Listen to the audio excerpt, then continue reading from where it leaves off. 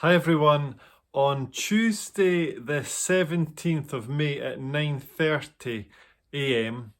we're going to have a morning of prayer and praise and worship, and Al Berg is going to be coming and leading us in that. But the day before, on Monday the 16th of May at 7:30 p.m. we're going to have a special evening of praying for the persecuted church, and Patricia Ross is going to be coming and leading us in prayer. Patricia Ross is from Barnabas Fund. So just before we go, here's a quick message from Patricia Ross, who will be joining us on the 16th of May. And after that, there's a short video giving some information about the work of Barnabas Fund. God bless you. Bye. Greetings to all the saints in Christ Jesus at the Full Gospel Church in Dalkeith. Grace and peace be yours in abundance. I am Patricia, servant of God, serving with Barnabas Fund, bringing hope and aid to suffering Christians worldwide. This is how the early Christians greeted each other in letters, and how even today, email requests from persecuted Christians around the world begin with this type of greeting. Thank you so much for inviting me back to share at your prayer meeting. I really look forward to being with you on Monday, Monday the 16th of May at 7:30 p.m. when we will pray together for all our brothers and sisters in the continent of Africa, praying from south to north. Oh, or should it be north to south? Anyway, please come and join us in prayer on the 16th of May and find out why I feel it's significant that when praying for Africa we should pray from south to north, and how I have chosen this lovely location to deliver this message to you under this most beautiful cherry blossom bloom in the meadows of Edinburgh one Sunday morning. May God bless you. Until then, bye. Hi, my name is David, and I'm going to share with you today a little about the work of the Barnabas Fund. In brief, the purpose of Barnabas is to support Christians in countries where they suffer hardship or persecution because of their Christian faith. Now, if we've been born and lived most of our lives here in the UK, we have a particular experience of what it means to be a Christian, and we can tend to think that that's what it's like to be a Christian wherever people live in the world. Sadly, that is not the case. We are unlikely to be denied employment or excluded from the benefits of our community just because we're Christians. We don't worry about being arrested for owning a Bible or for meeting together with other believers. We're not likely to suffer violence or be arrested and imprisoned simply because someone found out that we're Christian.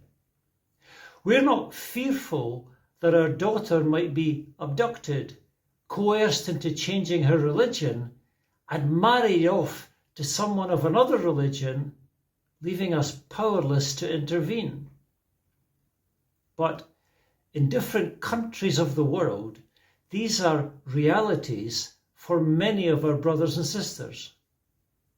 And in some countries where there are real issues of poverty and deprivation, Christians can be excluded from aid which is distributed by the state. So, Barnabas exists to supply aid from Christians, through Christians, and to Christians. There are two main ways in which anyone can help. Firstly, you can give money. There are many, many different Barnabas projects in various countries around the world.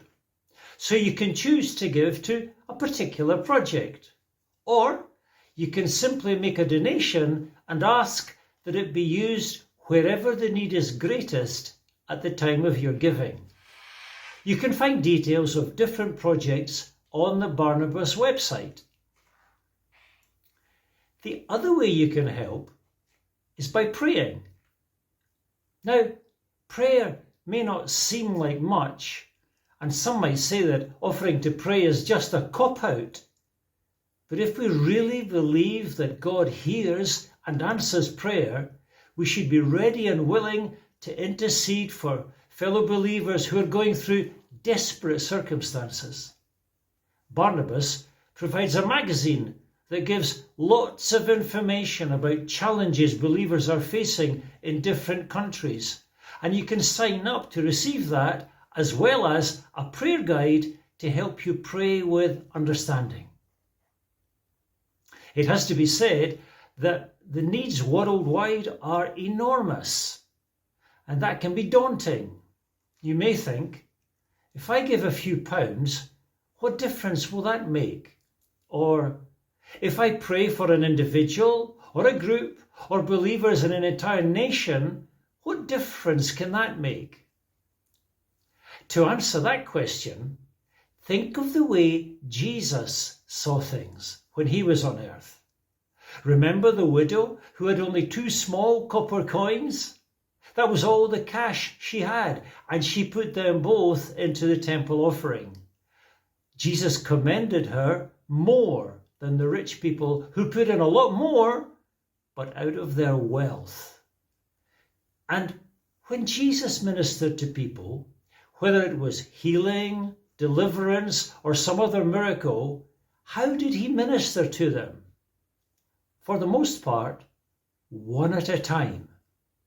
You can't help everyone, but you can help one person. And here's another thought. Imagine a life that was rescued by a donation you made.